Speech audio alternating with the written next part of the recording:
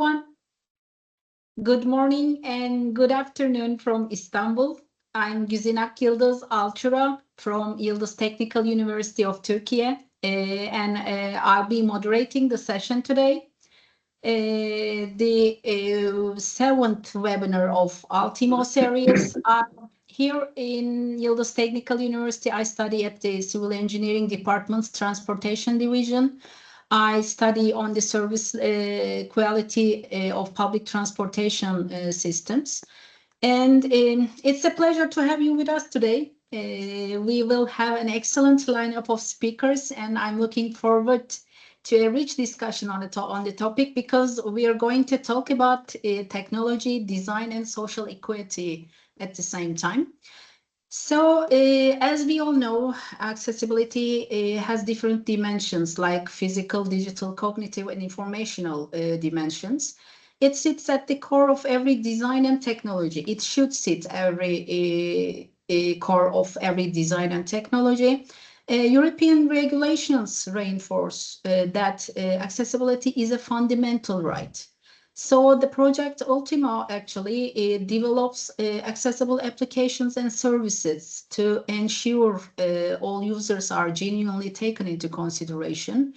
Today we are going to talk about as we move toward autonomous transport, how will people with impairments, people with reduced mobility and with disabilities experience these new systems? Are these new systems, or will the automated vehicles open new doors, or are they going to create new barriers? So, as I said, I'm very excited to hear about the results of the studies. Before we begin, before we dive in, let me give you a brief overview of the ULTIMO project for those who are joining us for the first time. ULTIMO is a co-funded by Horizon Europe and Swiss government project. It aims at deploying sustainable on-demand autonomous services into public transport networks and at large scales. The project goal is to integrate level 4 multi-vendor fleets into mass systems and across diverse use cases through a user-centric approach. Some practical examples could be given as the development of open source APIs for seamless integration into mass systems, the establishment of HD maps, improving safety and security. So the project takes place in 3 different countries, in Herford, Germany, in Oslo, Norway, and in Geneva, Switzerland. The project is coordinated by DB Regio. It brings together the public transport operators, public transport authorities, technology providers, mobility consultancies, and research institutes. And also, I would like to mention UITP as the partner of the project. As you know, the International Association of Public Transport is a leading global voice on accessibility. Its newly funded Accessibility Working Group brings together the experts from operators, authorities, and industry to shape inclusive public transport policy and practice worldwide. The work that will be presented today reflects the values and priorities of UITP at the same time. It ensures the accessibility approach of UITP ensures that no passenger will be left behind, and that technological progress will serve equity, not just efficiency. So I'd like to introduce our speakers. Our speakers will examine the role of AI-leveraged passenger services in detecting and mitigating accessibility barriers. We will look at the contribution of user experience designers and accessibility specialists and explore why embedding the accessibility into business models is essential. And it's, of course, not only just for the individual users, but to enhance the social inclusion and strengthen the resilience and the efficiency of transport systems. Our speakers, we will start with listening to Linda Mathieu and Markus Dübelzig. Our first speakers are from Siemens Accessibility Competence Center. They will give us a general presentation of the work done in ULTIMO on the topic of vehicle capabilities and mobility.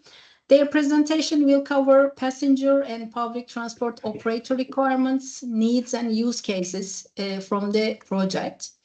Then we will listen to Dr. Takashi Hikasa from Tama University. He will address regulatory and governance frameworks for social acceptance, and his presentation will explore the ethical and psychological factors that shape social acceptance and inclusivity. He examines user willingness to cooperate with autonomous vehicles across the... Güzin, I'm sorry, you've muted yourself.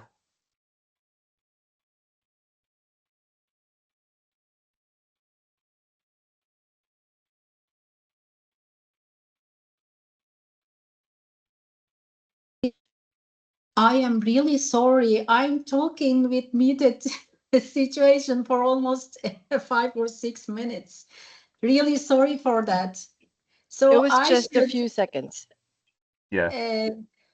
Oh, okay. Just for a few seconds. Okay, then. Did you hear Linda and Marcus when I introduced them? Okay. Then we'll listen to Dr. Takashi Kasa from Tama University. He examines user willingness to cooperate with autonomous vehicles across different profiles and modes and derive practical guidelines for improving accessibility challenges. And last not the least, Andrea Olvin, our third speaker from Router, is a project manager for accessibility.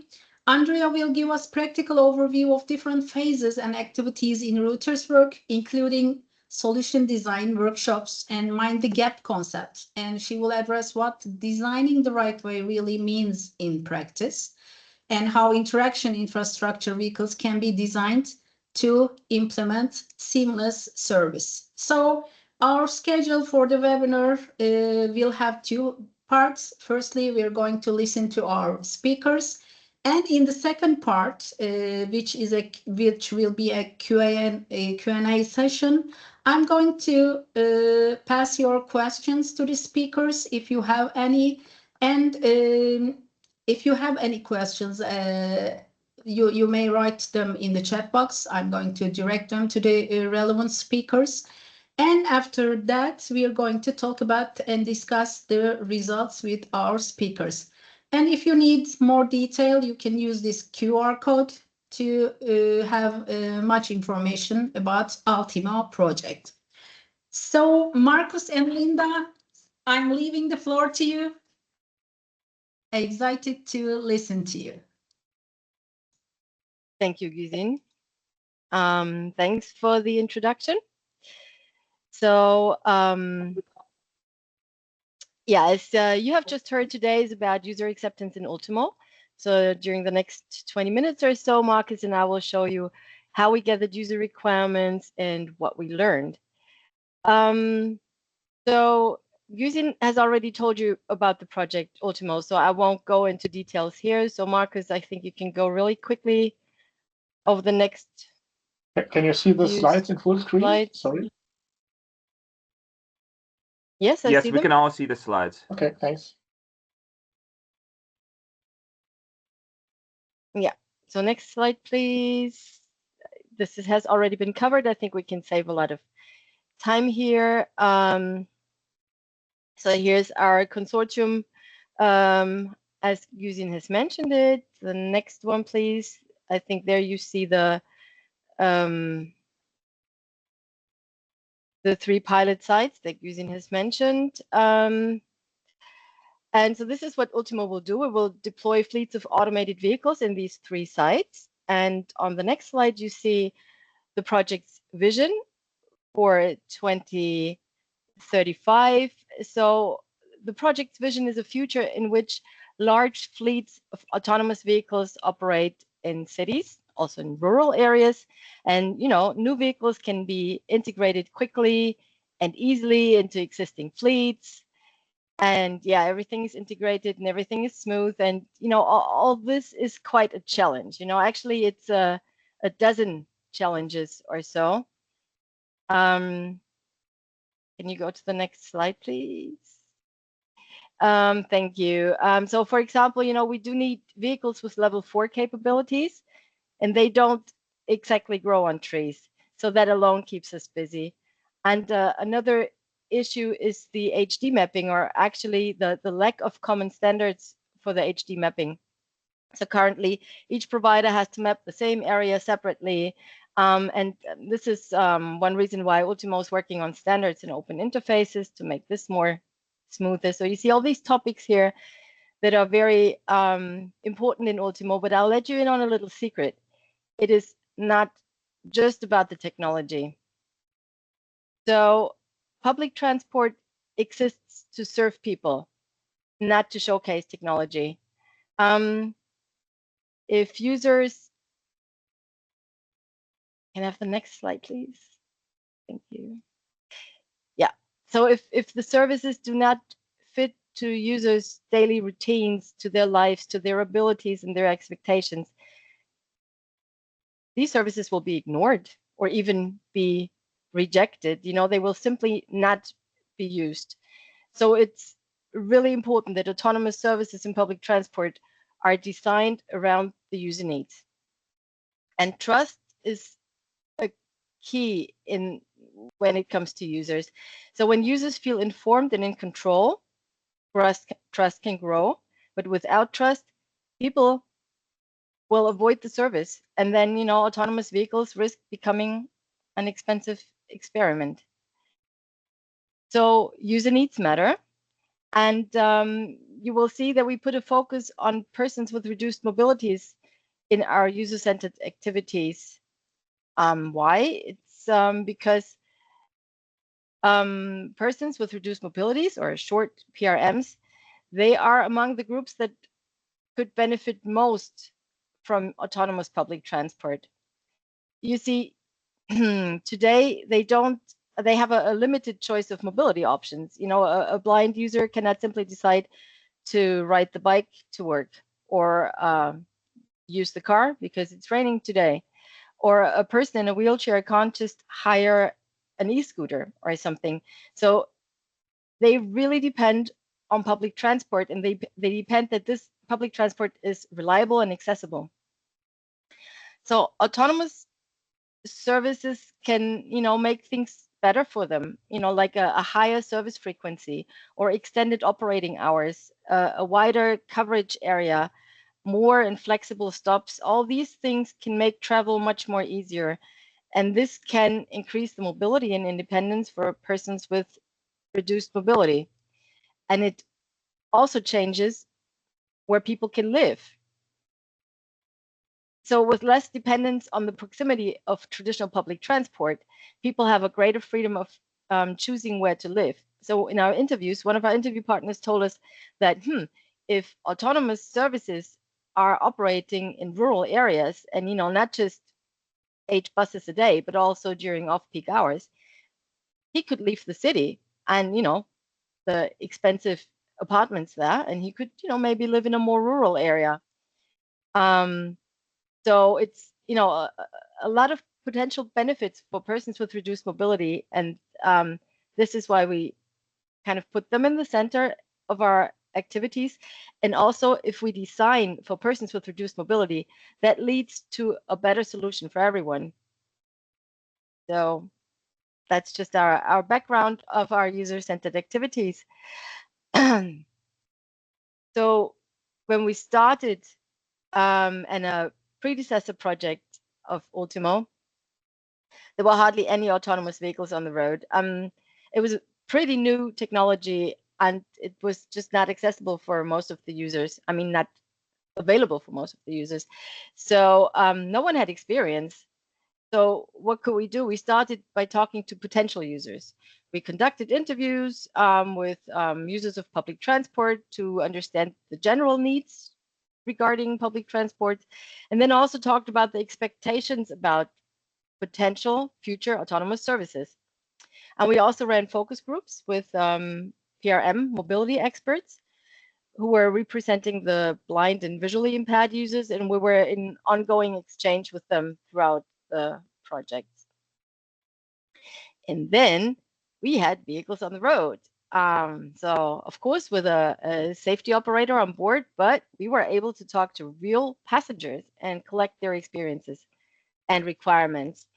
And then we also saw that the safety staff on board is a very valuable source of insight. You know, they're in the vehicle every day and they hear what passengers ask, what they notice, what they talk about.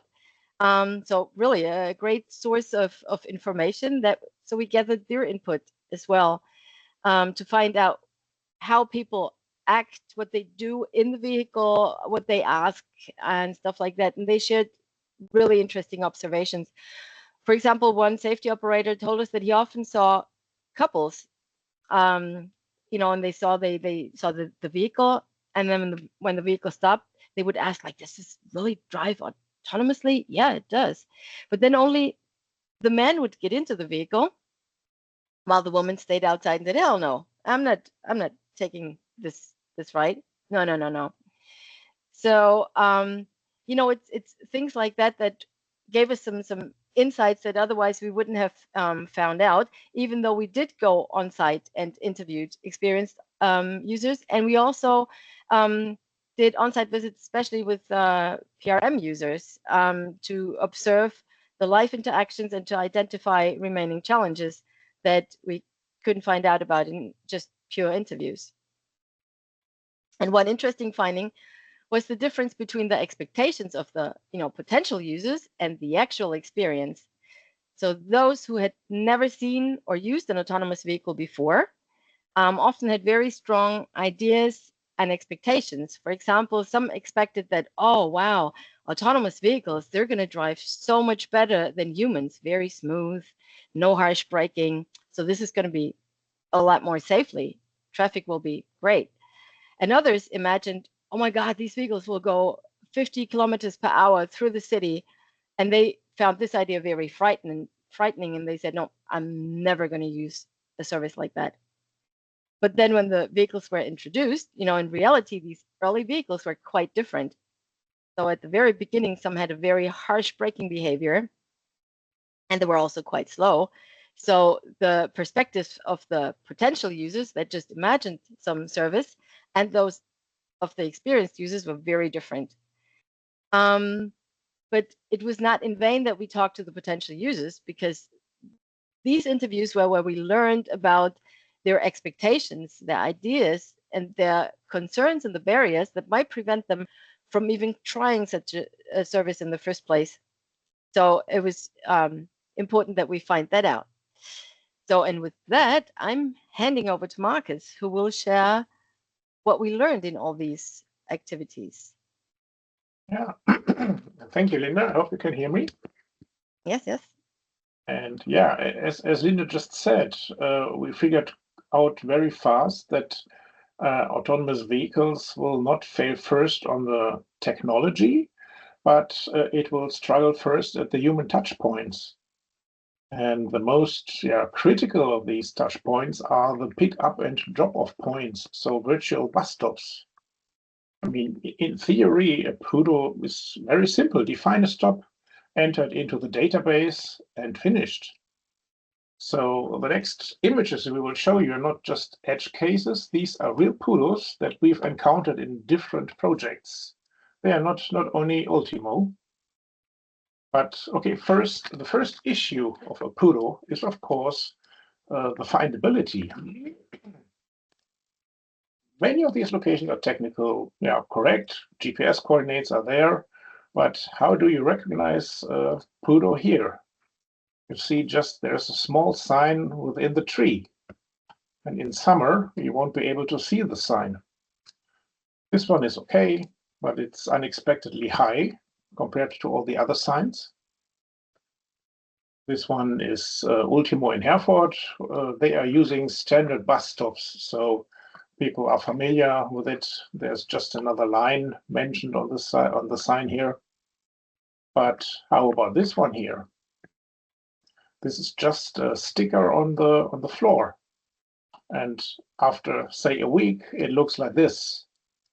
So yeah, are you able to identify and recognize this as a pickup point? Then we have the perceived safety. So some poodles are poorly lit or very exposed, like you can see here. They are behind a tree. So there's the street, and when you want to enter the vehicle, you need to walk through the mud if it rains. Or in this case, the street is here, and the poodle marking is in front of this barrier here. So it's not very comfortable and easy to find. And finally, accessibility. Several locations simply assume fully abled bodies. So there are missing curbs, ramps, and even uneven surfaces. Now, there's a mentioning that somebody cannot hear anything. Can you hear me? We can hear you. Okay. Thank you, Marcus. It's just one person. Okay. So, I mean, in the end, poodles are not just as GPS coordinates. It is really a place where navigation, safety, perception, and accessibility intersect. And if one of these fail, the whole experience might fail. Next thing is boarding. So once the poodle was found, boarding is critical. And yeah, we often see the gap between the bus and the curb, which is not an issue because if you have like a ramp, it works fine. But the ramp only works when the inclination is correct. So if there are no curbs, the incline is too high so that people can enter the bus using the ramp. And without ramp and without curb, we even have these high step entrance for boarding. So it's uncomfortable. So yeah, while the system technically supports everything, the real world usability varies strongly. So it really depends on the place where the poodle is and on the place how it is arranged outside. The next thing is issues with interactive element. Oh, come on, the animation doesn't work. Okay, here on this page, on this photo, you can see a blind person who is trying to read the Braille information to figure out what the button is about. So, I mean, the problem is that the requirements, the accessibility requirements are not always additive. In some cases, they conflict. This button has the correct height for a wheelchair user who is sitting and needs to reach it. But for a blind user, you can see that he needs to bend to be able to read the Braille with his fingers. Then we have inconsistent placement. This increases cognitive load because you always need to scan and figure out which buttons are what for, how to identify them. So you could see here, they look similar, but they are in a different order. Then you have contrast issues. Can you read what is written here on the screen?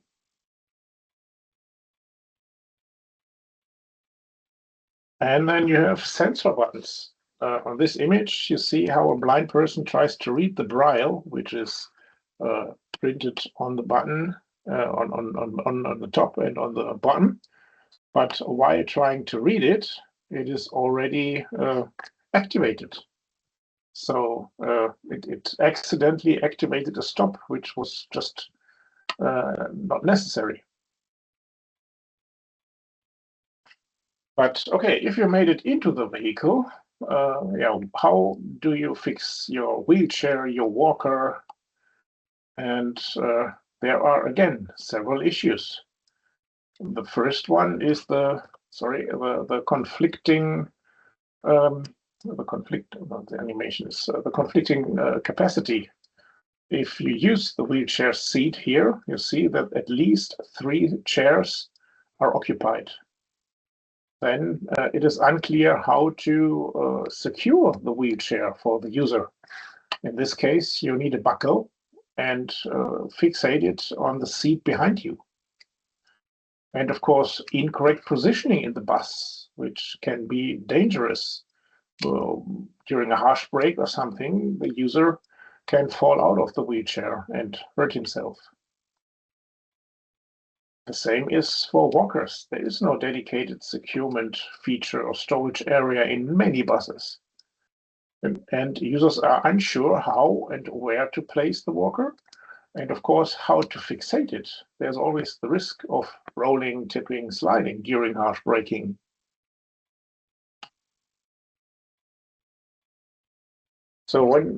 So far for the photos we've taken in other projects, but when we look beyond what really matters, it is really the end-to-end experience. And this starts already long before the vehicle arrives, because the accessible booking app is important, and an accessible registration process. And if you have such an app, then you need to locate the vehicle and identify the correct vehicle, which one is mine and which one is the one for Linda, for example. If you are sure this is your bus, you need to locate the door. Because depending on the way that the vehicle is configured, the door will be closed until you press the correct button.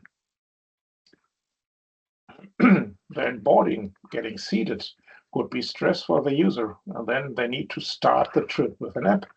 In some cases, you will enter the bus, and then you need to use your mobile phone again, which is of course in your in your luggage or in your bag while boarding, and then you need to start it. So it's another activity that you need to do after entering. During the trip, communication options become essential, especially when something unexpected happens. So there is no real human like in a bus who you could ask.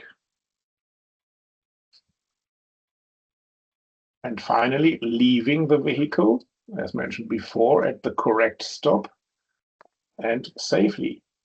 There is no bus driver who can say, be careful, there's a bike passing by. So you need to figure out, is it safe to leave the vehicle or not?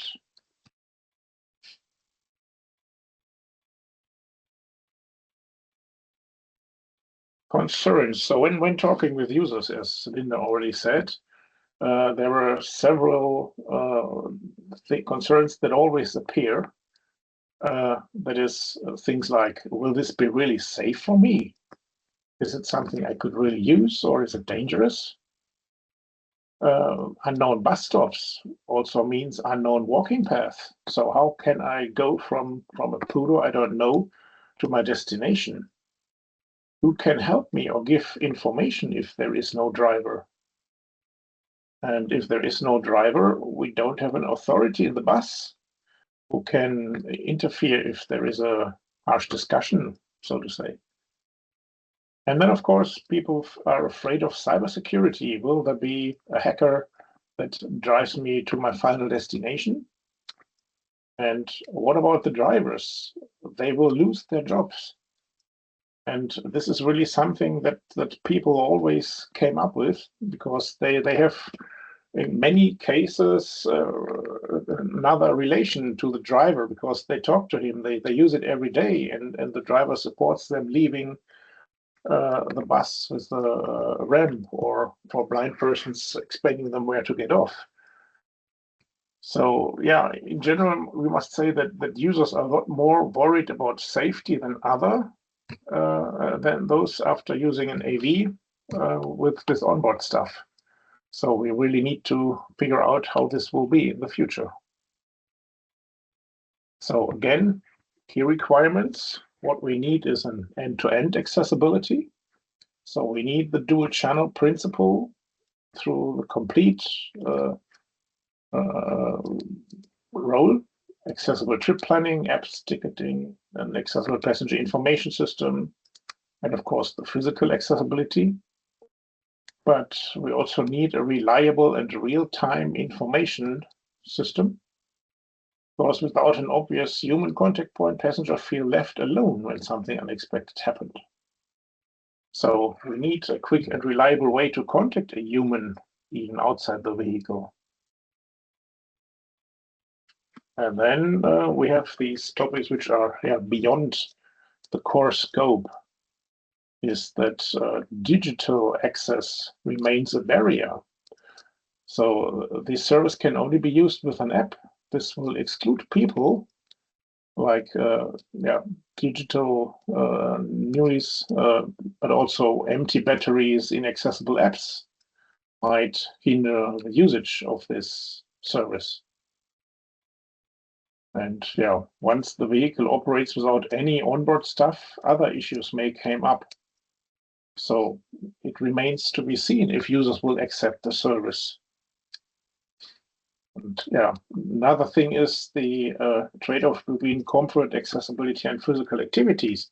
So the closer the bus are to the destination, the more it supports sedentary lifestyles. So people might lose their health because they were walking every day to the bus stop. And then we have current ongoing concern on both sides, PTOs and passengers. And there we have a nice example. In the city of Soest, they installed such vehicles from the main station to a school for disabled children. But the PTO arranged the schedule so that it starts after 8. So at a time where all the pupils are already in school, and it ended before the school ended.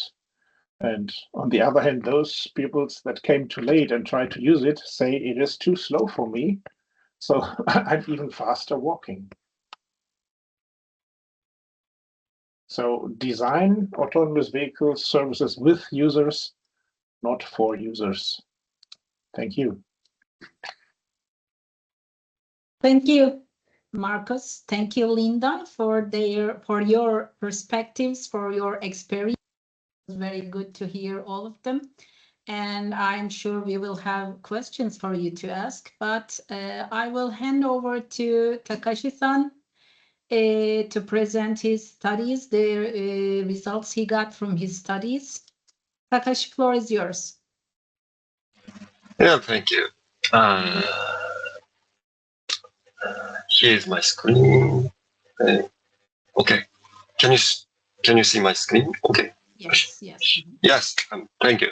So I'll show you 2 studies here today. The title is From Behavior to Acceptance, Cooperation and Governance in Inclusive Automated Mobility. So I have PhD in laws, so my research focuses on emerging technologies such as autonomous vehicles, about related social issues or ethical issues and legal issues. So before I introduce my findings or my project, let me show you some situation in Japan. So we face the problem mixed traffic reality. So in Japan, amendment to the Road Traffic Act in 2023 made it possible for autonomous vehicles and autonomous delivery robots and the electric scooters to operate on public roads. And also, under certain conditions, autonomous delivery robots and electric scooters can run on sidewalks at speed up to 6 kilometers per hour. So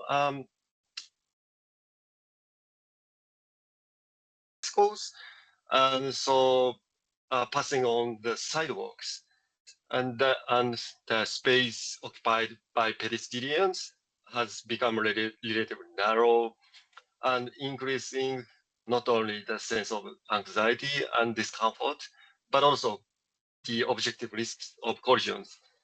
So we face the mixed traffic problem, and so we try to figure out the process or to improve new technologies' social acceptability.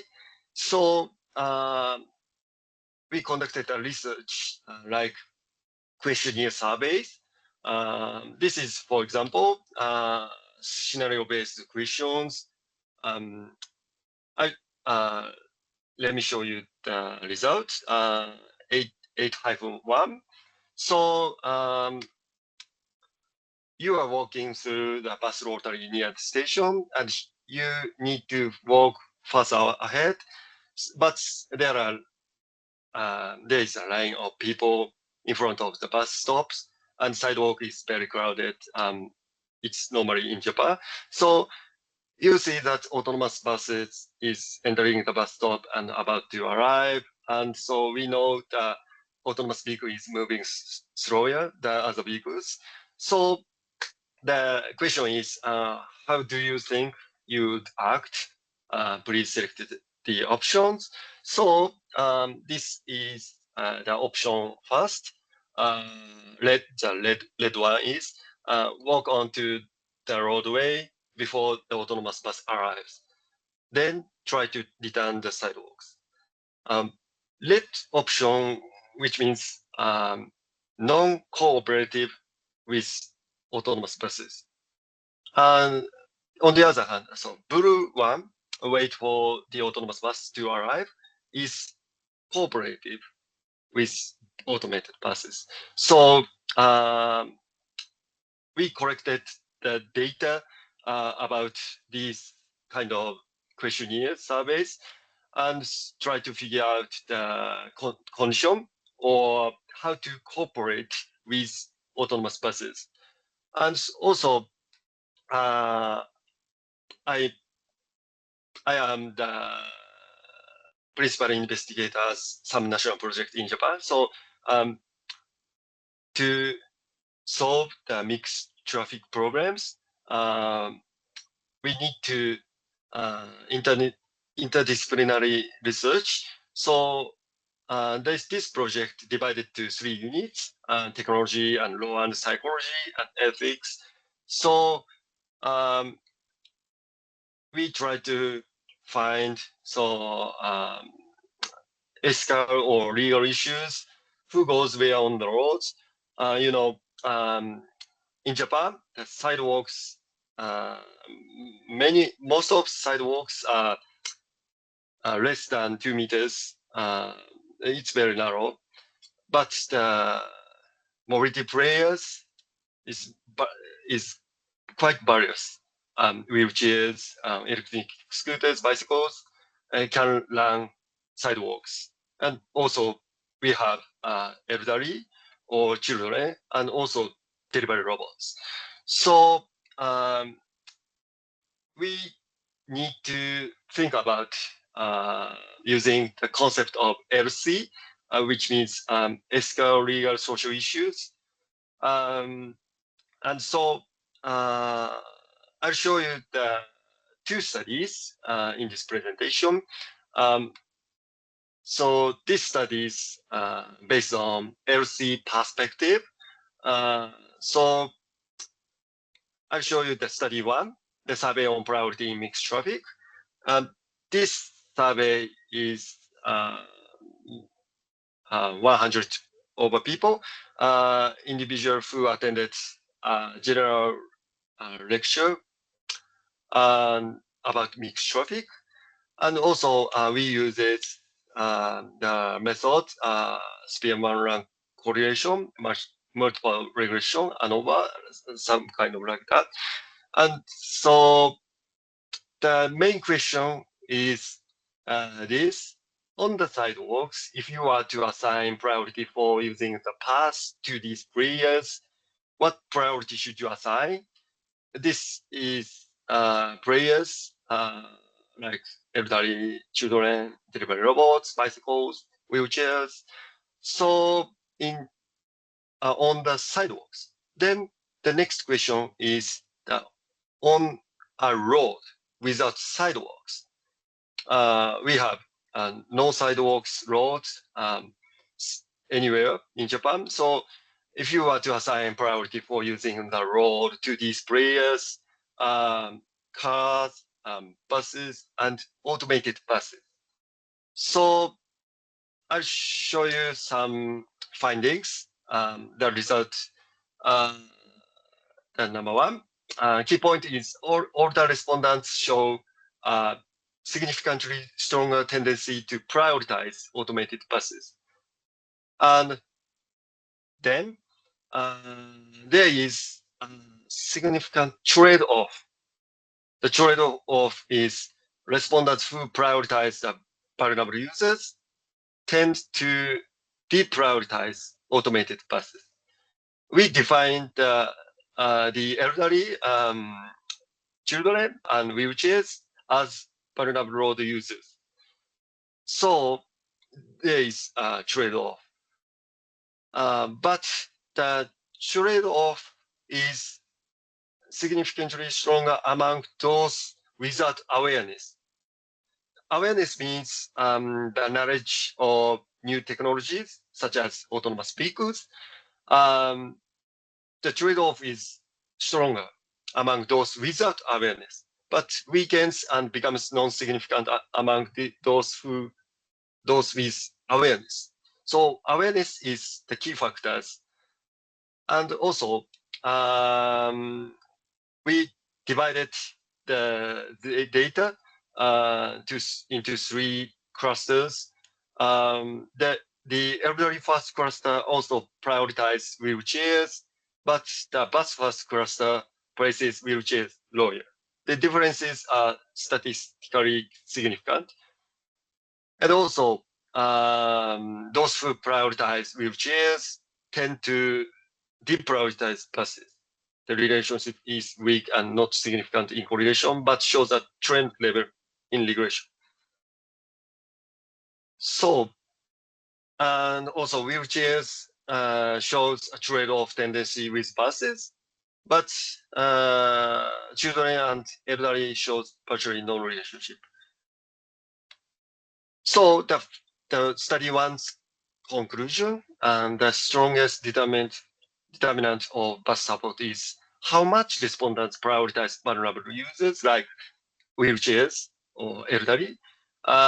Age has significant effect in Japan. Older groups support buses more strongly. And also, awareness of mobility technologies weakens the trade-off, but independent effect is not significant. And so wheelchairs are most likely to compete with automated buses, unlike children or the elderly. Gender hasn't significant effect, and so these findings highlights that the successful social implementation of automated buses will depend on designing systems that ensure coexistence with vulnerable road users.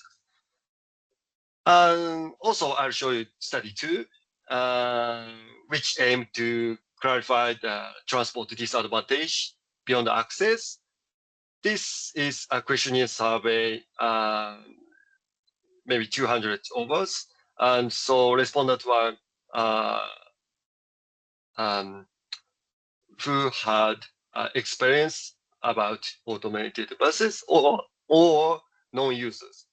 And so before I explain this survey's results, so I'll show you the definition. We defined the transport disadvantage is composite index. The first is driving capability, like didn't possess driver's license, and also access experience.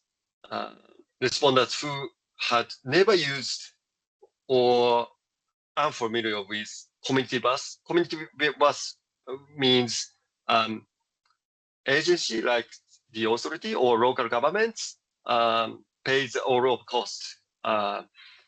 So, and the third is age-related vulnerability. So each condition was assigned 1 point, and so respondents were classified into the 3 groups according to their total scores, and 0 and 1 and 2 or more points. So we divided the low, medium, high disadvantages. And also we defined the supportive behavior index, which is questionnaire like so refrain from roadside parking or overtaking by bicycle in order to prevent sensor malfunction. And so supporting sensor visibility by avoiding walking near the roadway edge and moving objects such as bicycles, and also adjusting vehicle speed to match the slower operating speed of automated buses. This behavior are cooperative with automated buses. So for each items, able or willing to cooperate is 1 point, and unable and unwilling or neutral is 0. So the scores were summed to create composite index ranging from 0 to 3. So higher scores indicate stronger willingness to behaviorality support and accommodate automated bus operations. So, and next, I defined the normative support using the questions whether respondents would use the community bus, which I mentioned before, if increased ridership were necessary for the future implementation of automated mobility service. So this question was interpreted as reflecting not convenience or personal preference, but also normative attitude and willingness to support local public transport. So we use these definitions. This is some kind of result I'll show you, or that logic I used. That disadvantaged individuals are not automatically negative toward automated mobility service. Rather, their attitudes appear to be shaped through additional experiential and normative factors. And also, the ordered logic model predicting reuse intention. Strongest predictor of reuse intention was normative support for public transportation, followed by ride comfort. So respondents who believed that public transport should be supported were far more likely to express willingness to reuse the automated bus service. And the odds ratio of 3.42 indicates a particularly strong relationship. Respondents with higher normative support were more than 3 times as likely to report stronger reuse intention. And also, this result is predicting the future bus use behavior.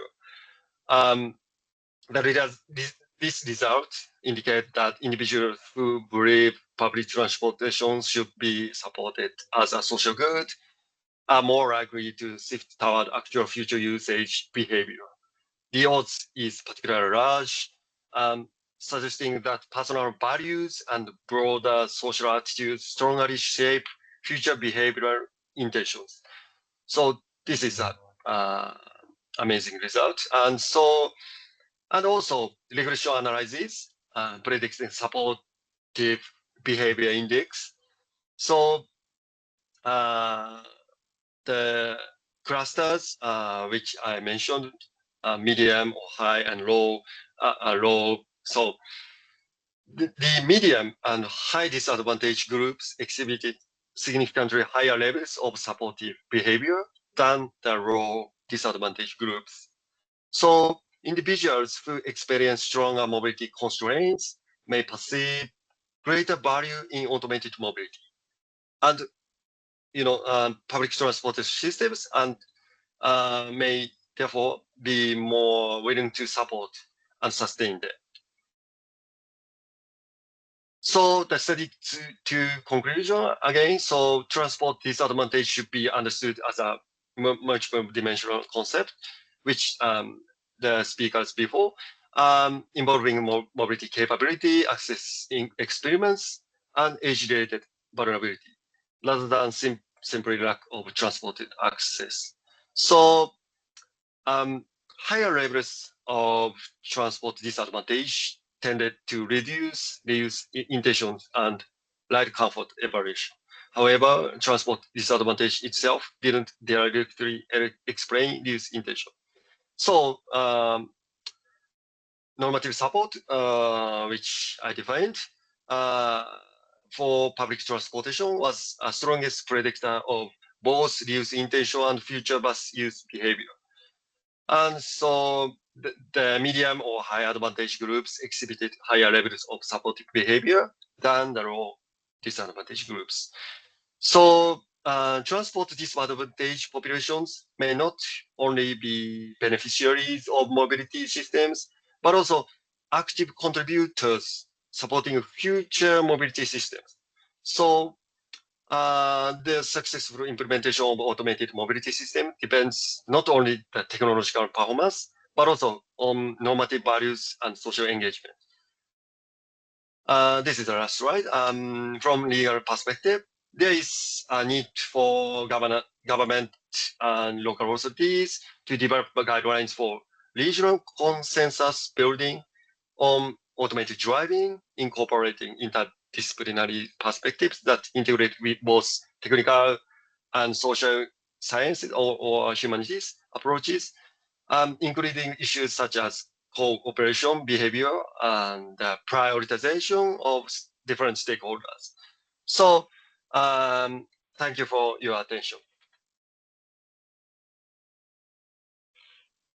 Takashi-san, thank you for sharing your results, your findings with us. Actually, I have many questions to ask for you, but we have a time limit here, so I will hand over to Andrea. Andrea, we are listening to you.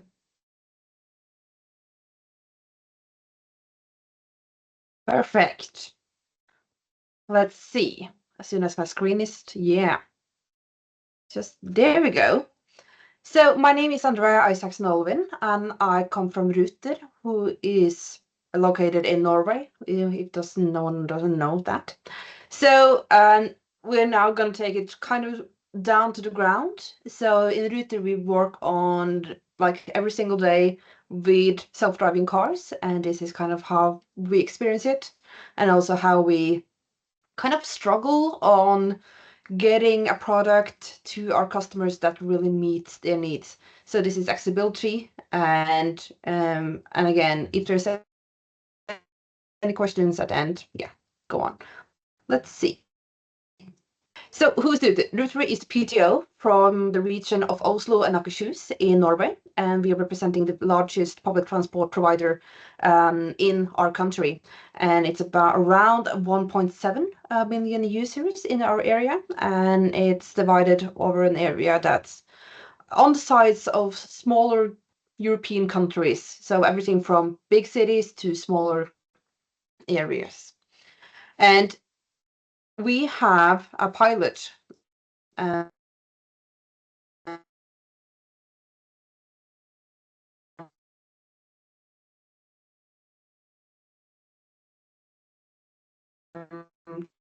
Andrea, I think we've lost you. Yes, I think Andrea is having some issues sorry. with her connection.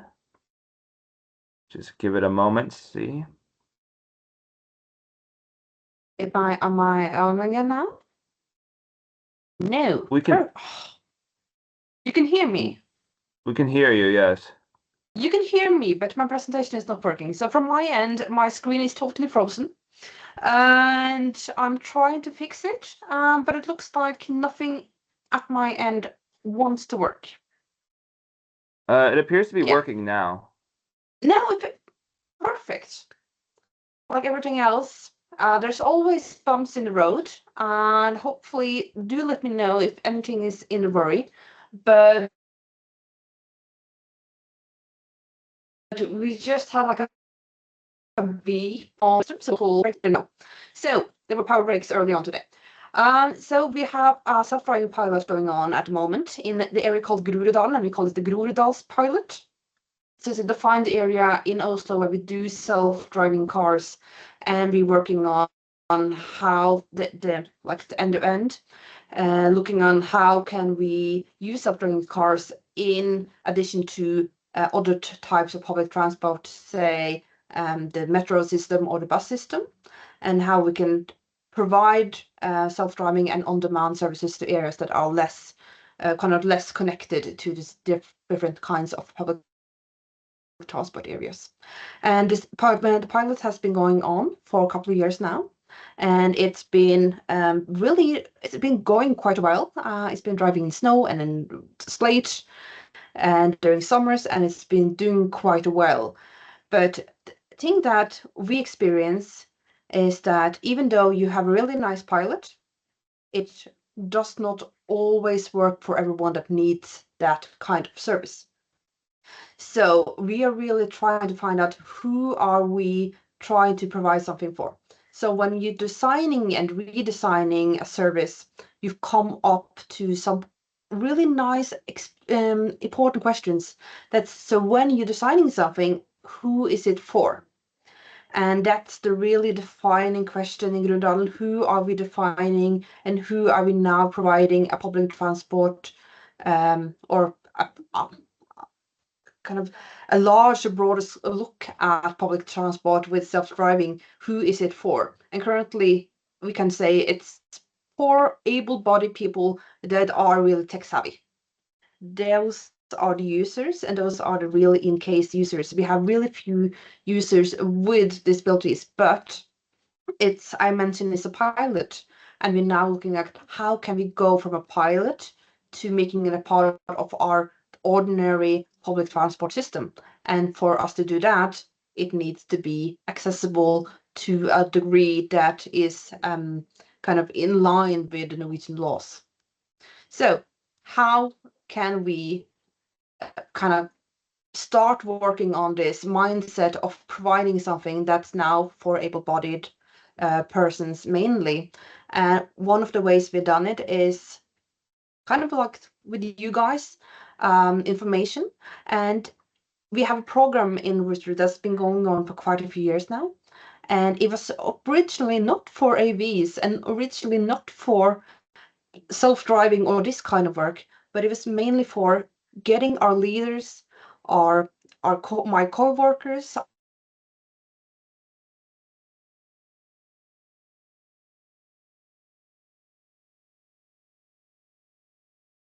It appears we've lost Andrea again. Let's just give her a moment.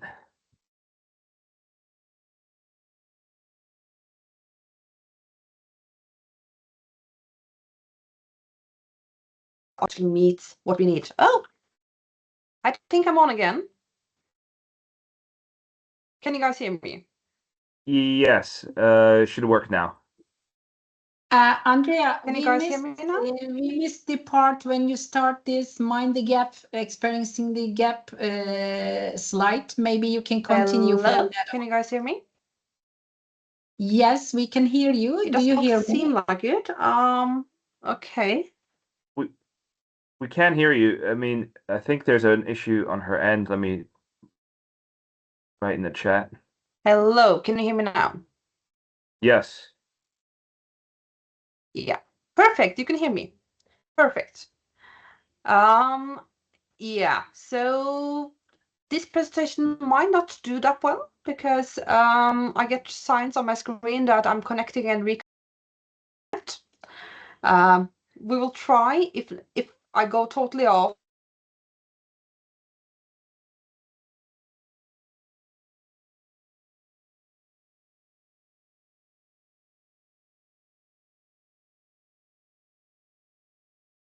I think she's going to try to reconnect briefly here. Yes.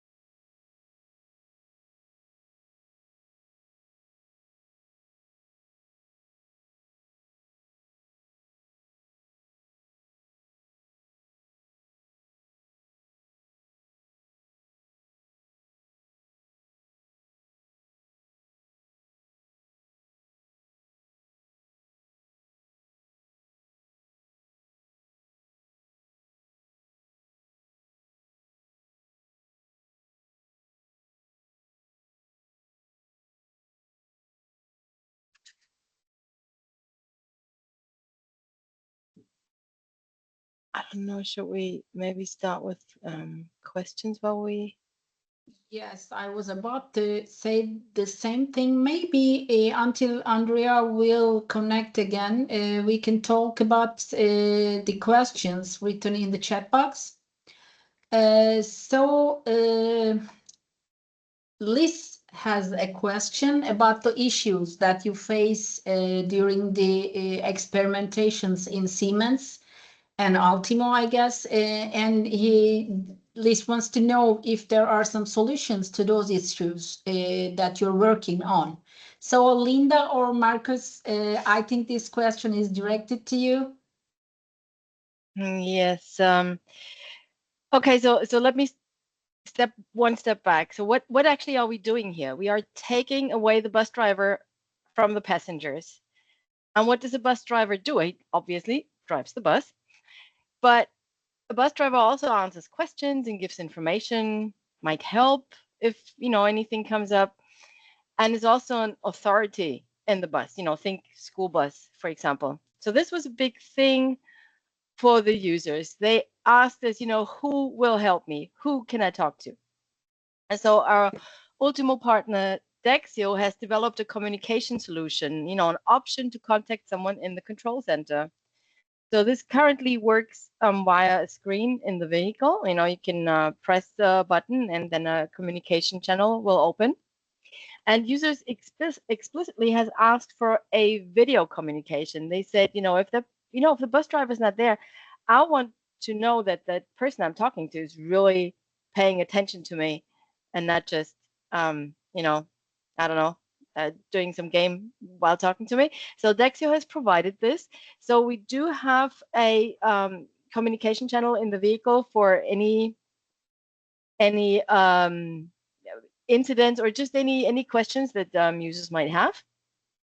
And this also is combined with another service that Ultimo partner has done. So our partner Surth has developed some AI-based services that detect incidents in the vehicle, like, for example, if somebody falls or if there is a fight. So they have these detection algorithms, and when any incident is detected, then there's an automatic alarm in the control center. So the person there will be alarmed and start a video call. So for one thing is that they can, look into the vehicle. Okay, what's going on there? Is everything okay? Does somebody need help? And they can also talk and help. So this is, I think, like the one of the most important issues that were there. But Marcus? In terms of vehicle identification, there are already several commercial solutions on the market which work in standard bus systems. So where you could use your mobile phone and activate like a hidden speaker at the door of the bus, or that you can use your mobile phone to guide you like a Geiger counter to the correct bus. So these are applications and solutions which are already available on the market and which will be hopefully included then after the Ultimo project. The other thing is the accessibility of the PUDOs. This is a huge work, and there are so many different parties that are needed to this. It's the local municipality, it's the PTO, and so on. So this is, I think, something which will not be solved within the scope of our project, but we are working on it. Okay, thank you. I think Andrea is back. Andrea, would you like to continue? Hopefully it works this time. So yeah, Okay. I will try again. And I'm so sorry, guys. This has never happened with me while working in Ruter in my many years. And let's see. We'll just start. Hopefully, it will go smoother. I will try to take it faster since my time now is eaten up a little. And it was really nice hearing that you kind of figured out without me. I don't know what last you heard, but I saw my screen was freezing and at the moment, Teams just simply threw me out. So experiencing the gap is extremely important for us to understand, and also for the people that is providing and the people working with us. And I'm not going to go more in detail currently at this point, because again, my time is kind of eaten up. But when we work with, I would say, accessibility beyond AVs is really important, but you have to have you have to look on everything when you're kind of looking at accessibility. So we are really important. We are really, oh, so sorry. You get so simply stressed. So we build and we understand and we work with our partners, and we're really, really close to people with disabilities, different associations in Norway. And we're now looking at two pictures. One is from our tram, and the tram was, I would say, it was co-designed from the start. So we started looking at the needs of the customers when we were designing and getting our new tram. And instead of looking at what we wanted, we looked at what the customers wanted. And we ended up getting a product that's so closely linked to the needs that our customers now are saying, we can actually use this service. We didn't use this service early on, but now we can. So we did a co-design, making sure the product actually works for us. And that is something that is important, also looking on AVs. And again, I'm going to go quickly through this presentation are going to be sent out. But again, so how is this, what did we discover when working with AVs? We discovered that it's the barriers in combination that is a problem, but also the different, let's just, there we go.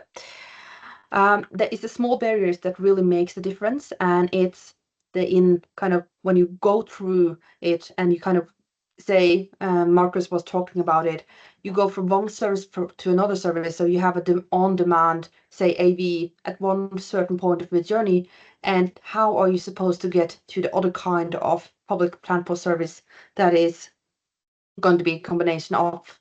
You have problems with using the apps, using different kinds of service, and yeah, again, so sorry. There we go. I'm trying to stick to it. And again, I think I'm freezing again. So yes, we hear you. Yeah.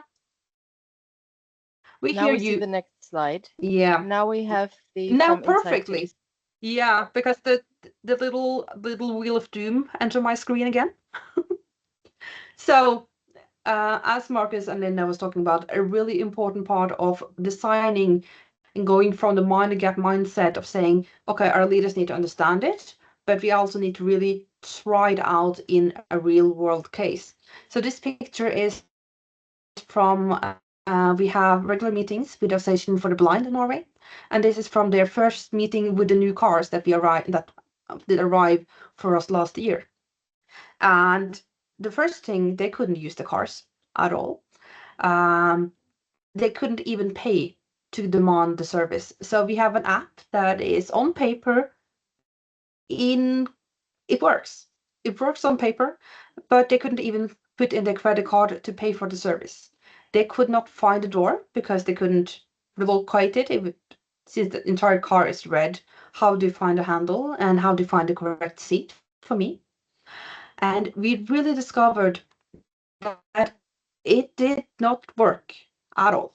So they did try, and we've since hence tested the product with them several times, trying to understand and trying to work with what we have at the current moment.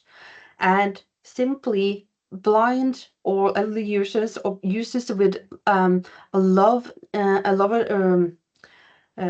grade of digital competence cannot use the current product. So that's kind of where we stand. But I would say it's not too late. So why this matters for AVs, we are now redesigning a mobility kind of product. It's not been, we've used cars, we have used buses. This is a new factor, and now we really need to look at it from the correct point. And when we're redesigning, we need to look at what is needed, and what is now provided is not what is needed. So, and again, Ruther is the PTO. We have really little, we are not able to do or provide cars ourselves. This is we buy the service. So this is kind of like we as a PTO really, really want to do something that's really good for us and really good for customers, but it's not possible. So the opportunity is really here. We really want, as a PTO, on-demand transport, because that's what we need to provide a really good and something that is bettering our service for the future. And when you add AVs, say if you are in a really rural area, on-demand and AVs is the answer for us, I think, and as for so many. But again, Ruther is a PTO. We have so much we can say. We want to scale, we want to provide, and we want to make it a part of our service, but we cannot do it by ourselves. So what Linda and other here has presented today is that we need to kind of redesign. We need to look at it from a different way, and it's not too late, but we really need to look at it now. So a clear requirement for us. Also, since this is ULTIMO, we have showed our newest ULTIMO car that is now from Mayura, that is now going to be providing a new service in Oslo. But if you guys look at this car, it's better than the cars that I showed from the first pictures, but it's not the answer for the needs that we need to really focus on to provide a better service, especially for the younger people, for elderly. We were looking at wheelchairs again. But yeah, a clear requirement is that we need to look forward, and we need to kind of look at accessibility now, because this is what we need to make sure that it's scalable in the future. So my presentation became shorter as, again, a result of technical difficulties. Hopefully there will be fewer of those in future. And hopefully there were no lags while I was in here. So sorry. I'm not used to this. It's okay. So thank you for your presentation. I like the word accessibility is not optional. So thank you, all of you. Thank all of three speakers for those rich and complementary perspectives. Before we move to the questions, I am going to start the second part of the webinar. But here you see we have heard about the scope and ambition of ULTIMO's work on vehicle capabilities and mobility needs. We have grounded the technical and operational capabilities, challenges in real passenger and operator requirements, and the psychological and regulatory dimensions of social acceptance is being presented. Actually, it is important, because what this means for designing systems that people will trust and use. So actually, accessibility should not be an add-on. It must be a design principle from the very start, and autonomous mobility can only fulfill its promise if it works for everyone. So thank you for your presentations again. Now, yes, we have a limited time, but I'm going to pass to the question answer session. I have a question in the chat box. One of them was answered by Linda when you were away, Andrea. We answered that question, and I have another one. Andrea says that ULTIMO project is scheduled to finish in September, and how close are the team? Is the team ready already to achieve the main project objectives? And are there any plans to extend the project or continue the work in a follow-up phase? Maybe all of you have answers. Maybe we can start with Linda. Yes, sure. Yeah, well, actually, it's scheduled to finish in September, but in September 2027. Because yes, we have had plans to extend the project because, as I said, these level 4 capable vehicles, they do not grow on trees. It's been very difficult to have vehicles. We've had operations, as for example, and Andrea from Ruta has just shown us, and also in Deutsche Bahn. But it's, you know, both project sites are currently between vehicles. I don't know how to say it. They're changing vehicles right now. So we decided that it's best if we continue for a whole year, if we extend for a whole year to fully achieve our project goals. Okay. Thank you. Marcus, do you want to add something? No, I think this gives us a chance to improve even the accessibility services. So yeah. Okay, thank you. Andrea, do you want to add? Yeah, I think it's really important that, as Linda has mentioned, the project is extended, because in every single project you have unexpected, or kind of you really want to do something. And again, we are in between cars. We have tested out one car and now test out to its fully capability. How can we use it? And now we're getting a new car. And again, now it's a kind of a dead period in between. So it's important that the project kind of follows through when getting the new car, with using the experience from the first tests, and again having the really nice European collaboration on this project and looking at how we can solve it together. Okay, thank you. And by the way, I'd like to remind that the 8th webinar will take place in September, focusing on real-time user reactions and mapping needs following the service deployment on the pilot sites. So I wait with great curiosity that the reactions from the users will probably be interesting. So the practical implementations, the direct feedback will, I believe, refine the design. And if I think we still have time, so I'd like to ask a question to the speakers. If you're not you don't have any other questions, I checked the chat box and I see that Andreas is saying that taking the opportunity to have someone from Ruter. The Karsan bus in Oslo, one of the few vehicles operating without safety driver on board. What do you see the next step as the regulatory one? When do you realistically expect broader approval for this kind of level 4 bus operation?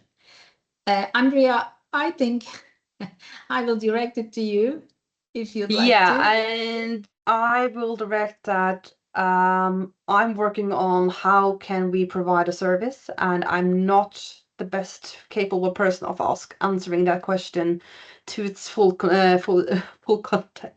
So I will send that question over to my colleague, and I will answer it out so it can be sent out to the people that participated here today. So yeah. Okay. Okay, I don't dare to answer that question because I wouldn't want to say something wrong. Okay, we'll be waiting for the answer. So I'd like to ask Takashi-san, from a academic perspective, I'd like to ask a general question actually. You derive guidelines for public authorities according to your findings at the end of your studies. How do you see the gap between those recommendations and the implementations? If you observe, for example, the gaps between the authorities and the, what can I say, institutes, research institutes? Yeah, that's a great question. So our survey analysis shows that it's important to approach private car users who don't currently use buses. For example, we need to encourage the future willingness to use public transportation, like autonomous vehicles. So ask people to avoid on illegal parking, and so encourage drivers to slow down near automated buses. So, however, in my country, especially in Japan, so government subsidy programs mainly use KPIs focused on people who actually ride the bus. So local authorities are not strongly promoting approaches toward non-users, but the non-users is key factors because I said before, so to avoid illegal parking or maybe refrain from jaywalks. So to bridge this gap, so I'm proposing to the government that improving the social acceptance of non-users should be included subsidies KPIs. In addition, together with 3 or 4 governments, local governments, we are trying several actions such as putting information for non-users in local public newsletters, and so maybe organizing symposium that including non-users. So, we of course we have gap, but step by step we are trying to reduce these gaps. Yeah. Thank you. I hope one day we are going to make all the gaps disappear in that way. So, Marcus, I'd like to ask you about your surprising experiences. Do you have something that really surprised you when you were taking the reactions from the users? Yes, I think there are several things. On the technical side, it is like the acceptance of PUDOs. We know that there were users that say, oh no, I will never get over PUDO. I will only use standard bus stops because I know the way, I know the bus stop, there's everything there. And then you have in the same group others that said, oh great, this will be will allow me to leave my house later than today. So this was really, I thought it will be the same, it would be going the same direction, but it was totally different between, I mean, the same age, same disability, but so different experiences or experience expectations. It's funny. And from the social side, when we first had this discussion in the groups, the empathy they had with the bus driver. So the first point that came up was, oh wow, my favorite bus driver will then be unemployed. We will never use it. So they really blocked, and then we said, okay, no, they will not be unemployed. This will just additional service, or they will be safety driver or whatever. Then they started to continue thinking about benefits. But this was really, I liked it. Yes, it's kind of loyalty that should be maybe taken into account while studying social acceptance. So I'd like to ask both of you, Linda and Andrea, what would it be one design principle if you were to make or you were to select to make the industry adapt right now to make more autonomous vehicles, more inclusive? What would it be? One main principle. Linda? I have to pick one principle. Okay. I think for me, I think I would pick the dual channel principle. So this means that, you know, every information has to be provided in multiple formats, visual and audio, so that, you know, users with different abilities can access it and understand it. And, you know, I'm not just talking about visually impaired or hearing impaired people. That's also very good for someone listening to music in the bus, for example. So if I have to pick one principle, I think it will be that one. Okay, thank you. Andrea? Ooh, to pick one principle is always the really hard part. For me, I think the principle of getting the digital to work and really focus on how can we make it as simple as possible. But again, that's not really the principle. I would say, now I'm trying to choose two. Yeah, Okay. a digital solution that is as efficient and is as user-friendly as possible, and then not only thinking about, I can close to Linda in a way. Something that is you can use digitally, but is providing different services in a one digital system that is providing so much more than just a simple app. I would say that's the principle that we really need to focus on now. It's how can we kind of almost standardize it and simplify it. Okay, I think we don't have any questions in the chat box, so we are coming to close the session. I really appreciate all the efforts you are providing to make those inclusion efforts. So thank you all very much. And thank you all the attendees that joined us today to listen the developments in the ULTIMO. So as I said, in September, the 8th webinar will take place with new experiences from the users. So till then, hope to see you again. Goodbye. Thank you. Thank you very much. Bye. Thank you very much. Bye-bye. Bye-bye. Thank you, everyone.